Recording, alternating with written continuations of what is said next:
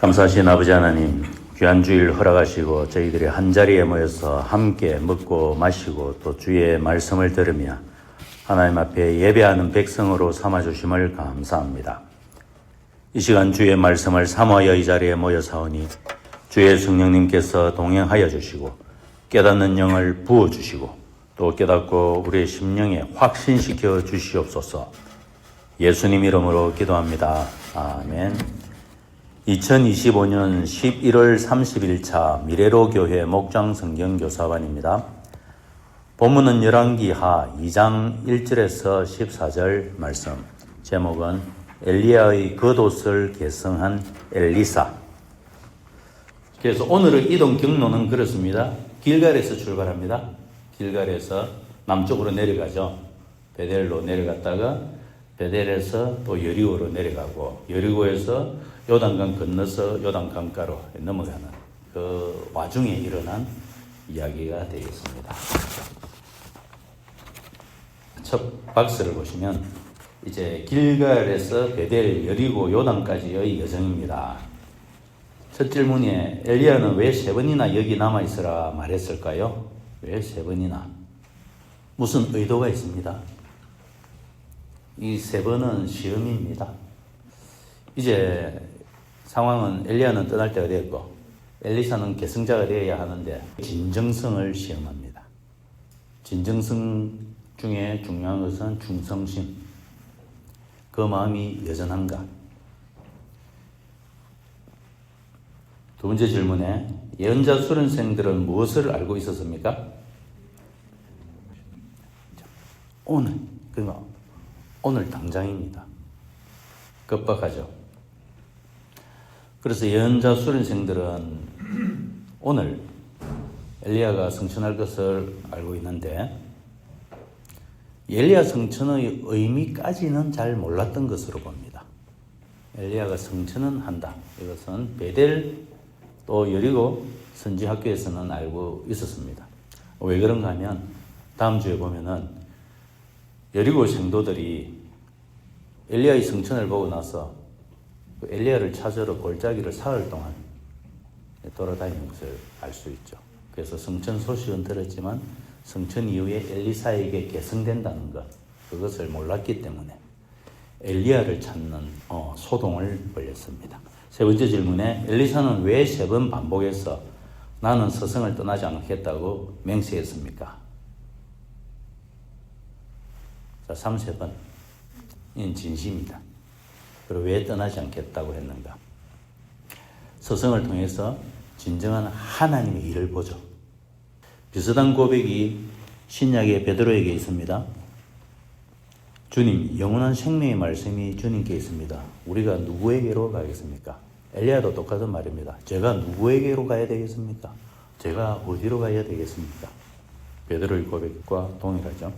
자, 밑에 강론 본문을 보시면 1절에 보시면 길갈을 떠나면서 엘리사를 데려갑니다. 엘리사는 처음 등장한 게 왕상 19장에서 등장하죠. 19장에서 등장해서 부잣집 아들입니다. 선지자로서 소명을 받았고 지금까지 엘리야를 수종들면서 엘리야의 심부름을 하면서 기초를 닦아왔던 사람. 그래서 이 엘리야의 후계자로 세움받을 가능성이 가장 많은 사람. 엘리사는 선지자로 세움받고 나서 선지자 활동한 기간은 70년입니다. 북이스라엘 왕국 치면 9대 왕 여호람이죠. 이때부터 12대 왕 요아스까지 70년간 엘리사가 선지자로 활동합니다. 2절 3절 보시면 베델로 간다. 너는 여기 남아있으라. 이랬을 때 이 내용은 선지자 생도들에게도 하나님께서 계시로 다 주신 것으로 봅니다. 알고 있고요. 엘리사는 나도 알고 있으니 조용히 하시오. 이것은 내적 동요를 일으키지 마시오. 잠잠히 하나님 하시는 일을 보시오. 그 뜻이고요. 동일한 내용으로 4절, 5절, 또 6절, 7절 이렇게 진행이 됩니다. 또 4절에는 베델에서 여리고로 가겠다. 그래서 여리고에 도착했는데 여리고 이 지역은 과거에 여호수아가 가나안 정복 전쟁을 할 때 첫 번째로 승리했던 지역이죠. 그러므로 이곳은 역사적인 곳입니다. 하나님의 능력으로 첫 승리를 얻었던 지역. 그 당시에 여리고에 건너와서 첫 승리를 이루었습니다. 엘리사는 이 여리고의 과거를 기억하면서 하나님께서 어떻게 승리를 주셨는가, 그것을 엘리사가 기억을 해야 되는 장소입니다. 그 다음에 6, 7절은 요단강을 건너갑니다. 요단강을 건너가는데 6절 끝에 보면 그리하여 두 사람은 함께 길을 떠났다. 이제는 더 이상 여기에 남아있으라 말씀 안 하죠. 이제 시험이 종료된 것입니다. 엘리사의 진심은 인정을 받은 것입니다. 그리고 7절에 보면 예언자 수련생 가운데 50명이 요단강가에 서 있죠. 강 건너를 바라봅니다. 이 사람들은 사건의 목격자가 됩니다. 증인들이 됩니다. 자, 8절에 엘리야가 자기의 겉옷 벗어서 강물을 치고 물은 갈라지고 두 사람은 물이 마른 강바닥, 젖은 강바닥이 아니고 바싹 마른 강바닥입니다. 물이 갈라지면서 바싹 말라서 걸어갈 때 먼지가 풀풀 일어나는 그런 상황이 된 그 강바닥, 하나님의 초자연적인 일이 일어났죠. 같이 두 사람이 걸어갔다. 엘리사가 후계자로 인정을 받았습니다. 이제 같이 동행을 하는 장면입니다. 다음 박스에 갑절의 영감을 요청하는 하고 엘리야가 또 조건을 말합니다. 질문 1번에 엘리사는 왜 갑절의 능력을 요구했는가? 갑절, 이 종전까지의 해석은 엘리야 능력의 2배를 달라는 해석으로 여겨졌습니다. 엘리야의 2배의 영역을 달라 이랬고요. 지금 최근 해석으로는 갑절은 2배는 장자의 몫이라고 해서 갑절의 능력은 영적 장자권 이렇게 말합니다. 영적인 장자로서 선지자 직분을 계승하겠습니다. 계승권자라는 말입니다. 그래서 갑절의 능력을 달라, 이 말은 자신을 영적인 장자요 계승권자로 확실하게 요구하는 장면입니다. 두 번째 질문에 왜 어려운 것이라고 했습니까? 영적 능력도 그렇고 장자권도 그렇고 이것은 엘리야가 주는 것이 아니고 하나님의 주권에 속한 것이기 때문이다. 그 말입니다. 밑에 10절에 보시면 조건이 있죠. 조건이 무엇입니까? 자, 데려가시는 것을 보면, 본다. 보는 자들, 본 자들, 목격자죠. 목격자가 되어야 한다. 누가복음과 사도행전이 시작할 때 그렇게 나오죠. 우리 중에 목격한 자들이 많은 고로 그 내용들을 알려드리겠습니다. 이랬는데, 그래서 조건은 엘리야가 승천하는 장면을 목격해야 된다. 목격하면 그 일이 이루어질 것이다. 이 내용이 신약으로 넘어오면 예수님의 승천을 목격한 사람들, 그 사람들, 그 제자들이 예수님의 승천을 목격하고 또 그들이 사도로서 예수님의 사역을 계승했습니다. 마가다락방에서 기도할 때 베드로가 일어나서 유다가 빠져나간 그 자리에 한 사람을 투표하자, 제비를 뽑자 했을 때 거기에도 나옵니다. 사도로서 계승 역사를 할 수 있는 한 사람을 뽑자 했을 때 그 조건에 베드로가 이렇게 이야기합니다. 지금까지 우리 중에 있었던 모든 일을 목격한 사람들 중에 한 사람, 목격자 한 사람을 사도로서 뽑겠다 이렇게 이야기했죠. 그래서 하나님 나라의 일꾼이 된다는 것은 하나님이 하시는 일을 목격한 사람이 하나님 나라의 일꾼이 됩니다. 그래서 엘리사 같으면 엘리야를 통해서 하나님 하시는 일을 다 보는 것을 말하고, 우리 신약의 그리스도인으로 말하면 하나님이 하신 일, 가장 중요한 핵심적인 일이 예수님의 십자가와 부활과 그리고 성천, 성령님과 이 모든 내용을 우리가 어떻게 목격을 했습니까? 말씀입니다. 말씀을 통해서 성령께서 확신으로 깨닫게 하신다. 그것은 영적으로 목격한 것이다. 그러면 하나님의 일꾼으로 출발을 합니다. 자, 그 다음 박스 보시면 불병거 불말 회오리 바람, 이 성천 사건이죠. 질문에 왜 하나님은 불병거와 불말로 두 사람을 갈라놓았는가? 이제 엘리야는 가고 새 시대가 시작된다. 이 말씀이고요. 두 번째 질문에 엘리사가 외친 나의 아버지 이스라엘의 병거와 마병이여의 의미, 이 의미는 영적 방패다 이 말이죠. 엘리야가 진정한 영적 방패였다. 북이스라엘을 지킨 것은 지금까지 그 아합의 군병이나 군마 그런 것이 아니라 엘리야가 영적 방패였다. 밑에 본문을 보시면 11절에 불병거와 불말이 나타나서 두 사람을 가르고 그 다음에 엘리야가 회오리 바람을 타고 하늘로 올라갔습니다. 자, 살아있는 인간이 바로 하늘로 승천을 했다는 이 내용, 이것을 멀리 강 건너편에서도 50명의 목격자가 있습니다. 엘리사는 눈앞에서 봅니다. 이것은 아주 충격적인 사건이고요.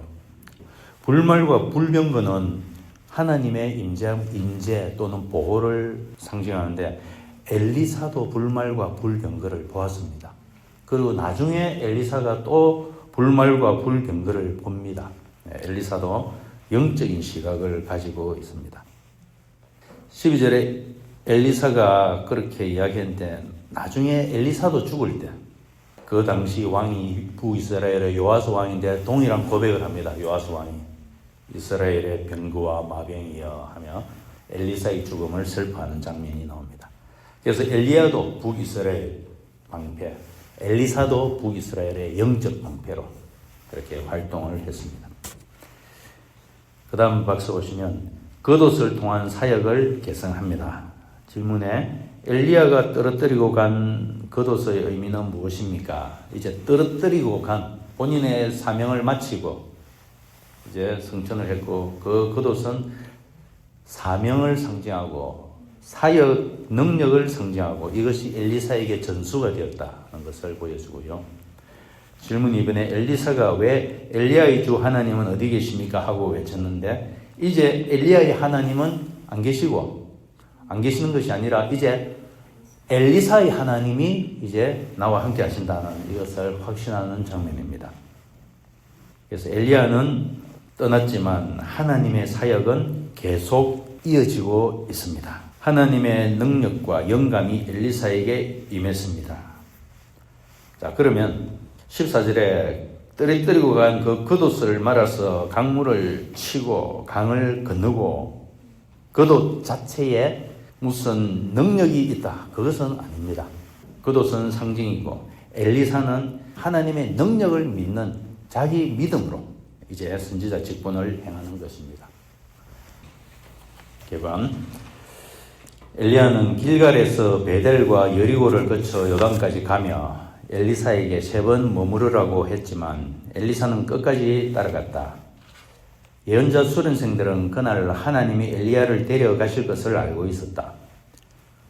요단에서 엘리야가 겉옷으로 물을 치자 강물이 갈라져 두 사람이 마른 땅을 건넜다. 건너편에서 엘리사는 갑절의 능력을 구했고 엘리야는 하나님이 보게 하실 때 이루어질 것이라고 말했다. 불병거와 불말이 나타나 엘리야를 하늘로 데려가신 후 엘리사는 떨어진 겉옷으로 요단을 다시 갈라 건너갔다. 성령의 검을 보시면 첫째로 엘리사가 엘리야의 겉옷을 집어든 것은 자신의 정체성이 무엇인지를 3번에 걸쳐서 확실하게 보여주었습니다. 이 길을 가겠습니다. 정체성 문제죠. 자, 우리 그리스도인의 정체성은 무엇입니까? 그리스도인의 정체성은 그리스도인은 그리스도로 옷 입은 자다. 옷은 정체성을 말합니다. 엘리야의 겉옷을 입으면 선지자가 되고 저는 병원에서 무슨 옷을 입을까요? 복도에 갈 때는 가운을 입고 가고 수술실 안에 있을 때는 수술복을 입습니다. 그리고 우리 병원에서 수술복도 안 입고 가운도 안 입은 분을 무엇이라고 할까요? 환자복은 따로 있습니다. 그래서 옷만 딱 보면 압니다. 정체성이죠. 그래서 그리스도인은 그리스도로 옷을 입습니다. 즉 새로운 정체성을 덧입은 것이다. 그리스도로 옷 입는다는 것은 나는 더 이상 내 힘으로 살지 않고 예수 생명, 성령의 능력으로 산다 하는 고백이다. 예, 그래서 갈라디아서 3장 27절 같이 시작. 누구든지 그리스도와 합하기 위하여 세례를 받은 자는 그리스도로 옷 입었느니라. 우리는 다 그리스도로 옷을 입고 있습니다. 입혀주소서. 이거는 이렇게 기도하시면 안 됩니다. 우리는 지금 다 그리스도로 옷을 입고 있습니다. 그러니까 구할 것은 그리스도로 옷을 입었으니 그 그리스도로 옷 입은 것에 합당하게 능력을 들이보면 되지 않습니까? 예, 그것은 성령 충만입니다. 그래서 성령 충만을 구하라 그 말씀입니다. 우린 그리스도로 옷을 입은 사람들입니다. 둘째, 엘리야의 성천을 눈으로 본 엘리사, 목격자죠. 그 즉시 사역의 계승자가 되었다. 이것을 신약으로 넘어오면 그렇습니다. 제자들은 예수님의 십자가를 보았죠. 부활도 보았죠. 부활을 며칠 동안 보았을까요? 40일 동안. 더 이상 의심할래야 할 수 없을 만큼 확실하게 보았습니다. 그리고 성천도 보았습니다. 눈앞에서 다 보았습니다. 그러고 나서 사도행전에 넘어가 보면 이런 고백이 나옵니다. 전도하면서 우리가 이 일입니다. 이 일의 정인이로다. 정인은 목격자라는 말입니다. 그래서 그리스도인은 언제 정인이 됩니까? 그리스도인은 성령의 능력으로 십자가와 부활을 확신하는 순간부터 정인이 됩니다. 이 확신은 성령의 능력으로 말씀을 통해서 깨닫고 확신할 때 정인으로서의 삶이 시작이 됩니다. 그래서 아까 말씀드렸지만 우리의 목격은 성령 안에서 말씀으로 목격합니다.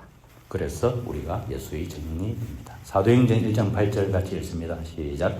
오직 성령이 너희에게 임하시면 너희가 권능을 받고 예루살렘과 온 유대와 사마리아와 땅끝까지 이르러 내 증인이 되리라 하시니라. 네, 우리가 구약을 배우고 있습니다만은 구약에서 하나님께서 우리에게 주시는 수많은 교훈이 있습니다. 하나님을 경외해야 하고 순종해야 하고 거기에 플러스 우리는 신약의 그리스도인들이라는 정체성을 꼭 기억을 하셔야 됩니다. 신약의 우리 그리스도인의 정체성은 성령과 동행하는 일이 충분 조건입니다. 성령께서 이 사실들, 하나님 하신 그 일들을 목격하도록 도와주십니다. 자, 기도 부분에 보시면 주님 그리스도로 옷 입은 새 정체성을 성령으로 깊이 깨닫게 하시고 성령의 능력으로 십자가 부활을 담대히 증언하는 증인이 되게 하여 주옵소서. 아담스 바이블 시작. 엘리야가 떨어뜨리고 간 그 겉옷으로 강물을 치면서 엘리야의 주 하나님 주님께서는 어디에 계십니까 하고 외치고 또 물을 치니 강물이 좌우로 갈라졌다. 엘리사가 그리로 강을 건넜다. 주님 오늘 장면에서 엘리사가 엘리야의 사역을 계승하여서 엘리사의 하나님과 함께 이제 사역을 시작하는 것을 보게 됩니다.